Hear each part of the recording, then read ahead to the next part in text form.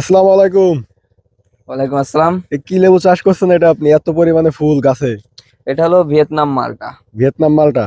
এটা ভিয়েতনাম এটা মালটা। কি 12 মাস ফল দেয় না বছরে একবার? এটা 12 মাস ফল দেয়। 12 মাস ফল দিয়ে থাকে। 12 মাস ফল এত দেয়। ফুল আপনার গাছে, আপনার বাগানে ফুল দেখে তো মাথা নষ্ট দেখছি।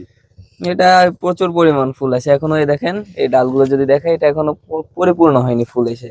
তাই এগুলো তো কিন্তু দেখছি। সব ফুল, এ তো কিছু কিছু ফুল অবিশ্বাস্য বড় ফুল হয়েছে। আসছে গাছে, পুরাটা গাছে দেখি সব দিকে শুধু ফুল আর ফুল। এটা তো বাণিজ্যিক ভাবে অনেক লাভজনক চাষ তাহলে। এটা বাণিজ্যিক ভাবে খুবই লাভজনক একটা চাষ। আচ্ছা আচ্ছা, এটা কি 12 মাস ফল দেয় এভাবে নাকি? এটা 12 মাস এইভাবে ফল দিয়ে যাবে।